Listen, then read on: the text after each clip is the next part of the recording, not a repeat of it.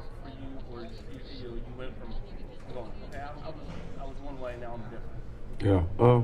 I mean, I think that's just as you get older as a man.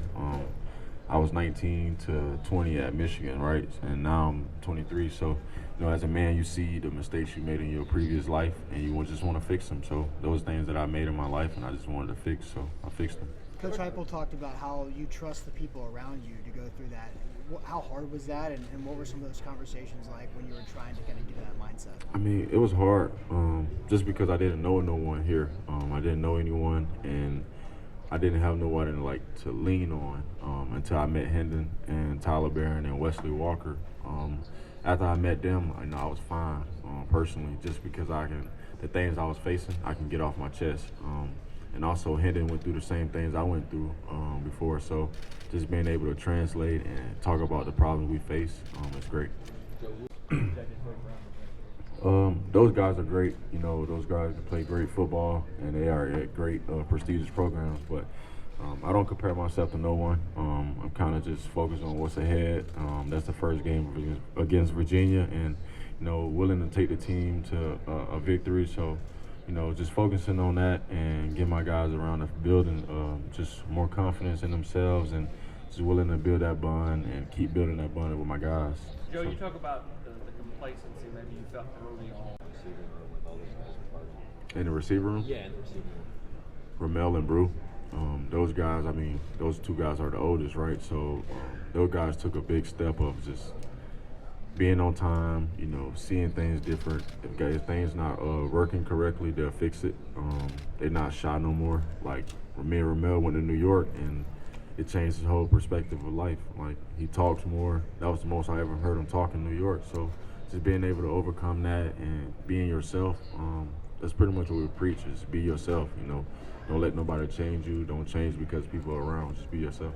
Alex Golesh left, Alex Golesh took a head coaching job right before the Orange Bowl. Mm-hmm. Still had a really good performance in the Orange Bowl. Is there going to be anything different with the offense on the field? And then has there been any kind of difference in just kind of the lead up and the preparation and everything? No, it's Coach Heupel's offense, so whatever he wants is going to get done that way. I don't see it no different being a change of offensive coordinators. I just feel like Coach Hosey he's just a dude. And then he have the guys in the quarterback room with us, Mitch and Phillip. Those guys in the room with us, and they're willing to help no matter what. So just being able to be around those three guys every day is a blessing. You saw some hostile road atmospheres, in the Big Ten.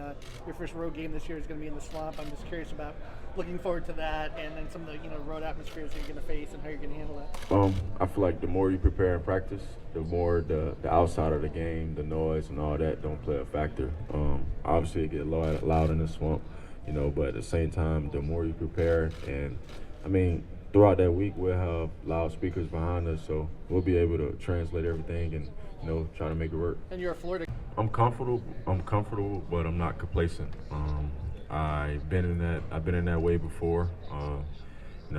Throughout my early years of college, getting complacent, being comfortable where I was, and you see where that led me. So me personally, I'm comfortable, but I'm not complacent. So I'm willing to get better every day.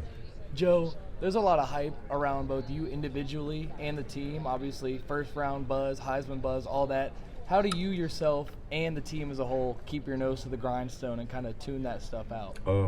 Nobody on the team sees it. If you see it on social media one day, then you see it, but you like it and keep going. It's just all words, to be honest, until everything has been shown. What's been the development of Squirrel White, just from your perspective, and how big of things can he accomplish this year? I feel like he got faster, to be honest. Dang. Yeah, I feel like he got faster, but just the development of the offense is great. He want to get better. Obviously, he's young, but at the same time, he want to get better. He practice like a pro. He go through meetings like a pro. If he don't know anything, he'll ask. So. Just on the receivers as a whole, adding in Brew and then Ramel too, Yep. and anybody else going down there, just what are your thoughts of where that group is right now and coming up for fall camp? Those guys are ready. Fall camp is approaching. Those guys are ready. They go in it. They go in every day and they just attack it. They don't let me slack. I don't let them slack. So being able to have a receiver core that respects you and don't want you to fail is great. What do you see from those receivers that are in that grade of shape to not have a deep rotation where it's just really 3 guys playing the whole game? You said 3 guys? Yeah, it's just usually 3 guys playing the whole Oh, game, okay, right? okay. I mean, how well do they condition to do that? Oh, how well do we condition? I mean, we condition like everybody else, but I feel like the way that we practice is different. Some people may think, oh, we practice slow, but no, we practice the same way we play. That translates over to Saturdays. Joe, how much 0. you proud of that? I mean, any quarterback should be proud of that. Personally, I feel like, you take care of the ball and you make things happen that way. I feel like your offense can be successful that way. Does it say something about your decision making? No, that's just say something about my coaches. They put me in the right situation at the right time. Kirby Smart said something about he likes his quarterbacks to be good decision makers, and some schemes are just about the scheme and not the decisions. Right. When you hear something like that about your offense and what Coach Heupel's doing, what do you think about the decisions that you guys have to make in split seconds? I mean, that's something we preach every day in the quarterback room. Coach Hosey said he preaches it a lot. Don't judge the outcome, just the decision making. Have a reason for what you're doing. So, whatever it takes in our offense, if you have a play to the right or a play to the left, have a reason for going either way you choose, right? But, go through your read of the week, take care of it. Take care of it how you would take care of it if you had a family, right? So just approach it the same way and, attack that play, go hard 100% the whole time, because if you're wrong, be 100% wrong, right? But attack it at the same speed you would if you was right. What's the biggest misconception about this offense from like an outside perspective, do you think? Some people say it's not getting you ready for the NFL, but it is, because you have the coaches that that either went or either coached in the NFL, right? So they have the terminology for you, they have the knowledge for you that you can possibly need for the NFL. Joe, your teammates have talked about kind of the transition, I think that's what my family does best, is support. So being able to have that support from them is gonna be great. You don't lose in the state, right? Huh? You don't lose in the state of Florida. My confidence level that way. I just prepare to win. So no matter what.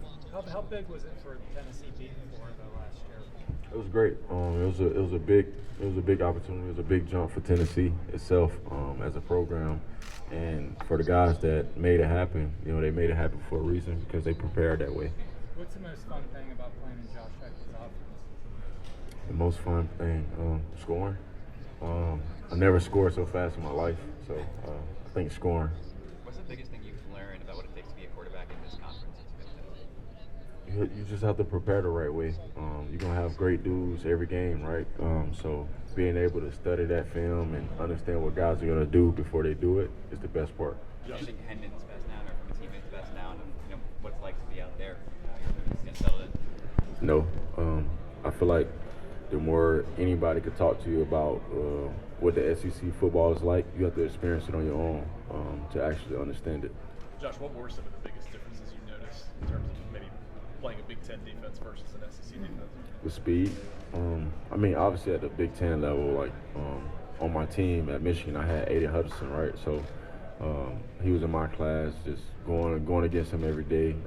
He got faster as the years went by, so now it's just guys that's his size all the time. Like, that's the whole D-line, so. Joe, who are some of the defensive players that have caught your attention since the end of last season? Tyler Barron, Wesley Walker, Kamal Haddon, Tank, Warren, Burrell, back fully healthy. So Warren caught my eye again. Kristen Charles, a dog. Aaron Beasley, obviously everybody know Aaron Beasley. So Aaron Beasley, and then pretty much the whole defense at the communication level improved. So I'm impressed with the whole defense. You're working on your second degree. What outside of football has your interest, maybe long term, post football? Even though I'm sure you hope that's a long time away.